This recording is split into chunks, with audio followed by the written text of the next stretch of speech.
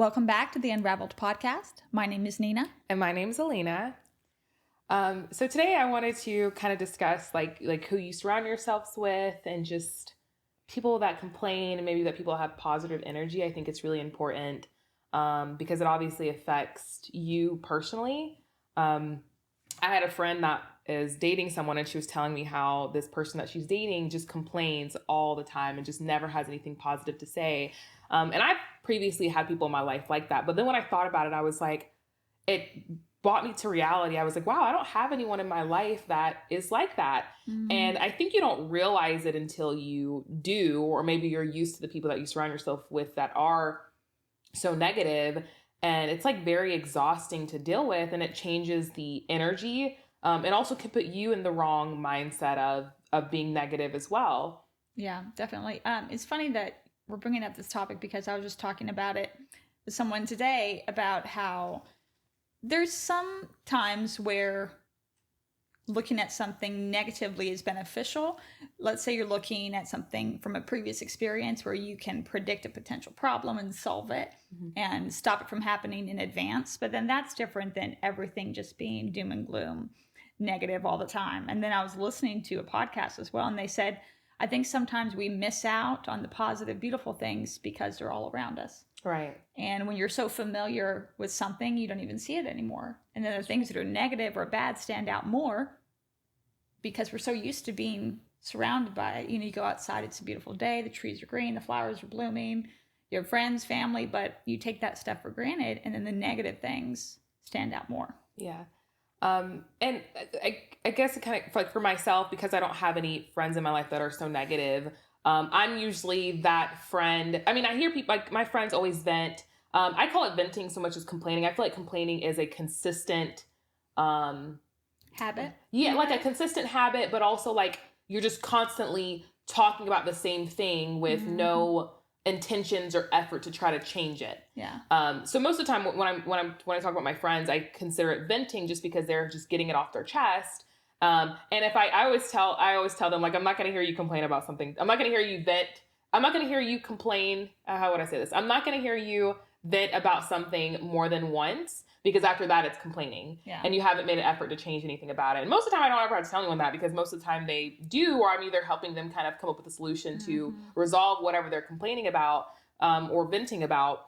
Because what's the point of complaining about it if you're not going to do anything to change it, especially when someone else is giving you solutions or trying to help you solve the problem. At that point, you're just literally complaining for no reason. It does no one no good, but makes the energy feel very just negative. Mm-hmm. And talking about energy, I think that's interesting because yesterday I was talking with my coach about how you reserve your energy and use your energy. And you're right. There's people that they have no intention of actually working on the issue or solving the problem. All they want to do is complain and have you listen over. I mean, we all know people like that. That's right. Just every time you see them, there's some problem.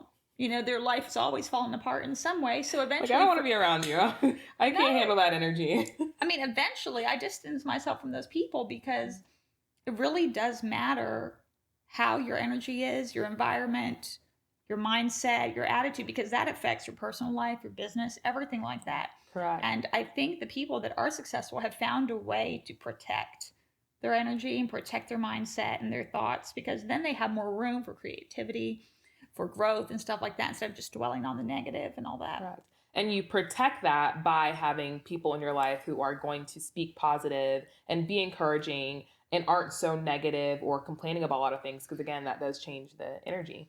That's one vital way to protect it. Exactly. Have you ever heard of the theory of someone that brings up your temperature versus brings down your temperature? No, but I see what you're going. So you know how like you become like the 5 people you surround yourself with? Right. So in the same theory, you have to surround yourself with people that bring up your temperature. And then there's going to be people in your life that bring down your temperature. But for them, you are the person that brings up their temperature. So making sure that you have more of those type of people than the opposite. So otherwise we're just going back instead of moving forward and making progress. Agreed. And I think also like it helps to have people in your life that are going to call you out when you do it as well.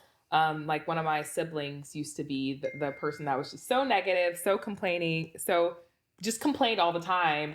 And me and my siblings would tell her, we were like, hey, you're complaining too much. Like it's annoying. It's too much. Just a lot of negativity. Like never had anything positive to say. That it became very discouraging for a lot of us, for the rest of us in certain circumstances. Yeah. So that was something that she ended up working on because we talked about it a lot with her. And now we never really hear her complain or be negative. So yeah, it's always interesting when it's a good friend or a family member that has fallen into the habit of being more negative. And I mean, me myself, I'm naturally, I wouldn't say negative, but I have a more practical view of the world. Sure. At one point, I was maybe more gullible, but you have to find a balance, because I understand why some people would be that way, but you can control it. It's about finding balance. Correct. Between what's practical and then what's just unnecessary. I mean, because people could get together and complain all day long, and then you leave feeling worse instead of feeling inspired. Yeah, that's true. That's very true. Very good point. What is that quote? Or I don't know if it's a quote, but it talks about how small people talk about others, big people talk about ideas. So just that's so true. That's actually a very good point. Seeing when you get together with someone or with your friends and with people, what is the natural conversation about? Is it about ideas? Is it about growth, or is it about talking about other people, talking about problems? I don't know. It's very interesting when I do when I screen through my friends or screen through my network and see, oh wow, these people definitely, some are positive, some are negative. Yeah. That's actually a really good perspective, because when I think about the conversations that we have within our friend group, because we share the same friend, at least one of our larger friend groups we share. Most of them are all about like how helping each other out, bouncing ideas off of each other, just really inspiring, and what's what I'm looking for. Basically allowing us all to kind of grow in a different way, to be able to talk about different things to either better our business, better ourselves, and different things like that. So I think that is a vital topic, is like, what are we talking about in those conversations? It's actually very rare that we ever really talk about anyone else.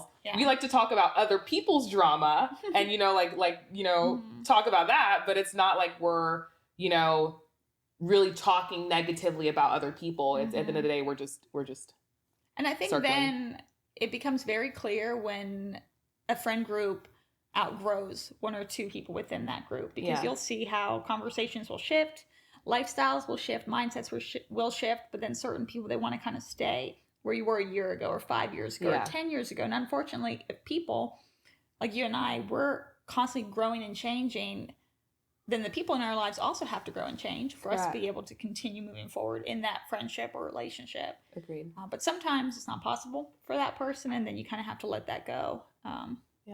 That's true. And I think when I was maybe in my early 20s, that's probably when that dynamic shifted for me in my friend groups. And what is the value in this friendship? What are we growing together? Are we just hanging out together? Like what is this? And the minute it no longer served a purpose anymore, when I was no longer, hanging out and partying, those, friendships kind of just dissipated. Yeah. What would you say if it's maybe a family member? So let's say a parent or a sibling or aunt or an uncle, where you couldn't necessarily just, cut them out. It's funny. It's so funny you say this, because I had a friend that dealt with a lot of negativity and bad energy from her family. And I was like, girl, cut them off.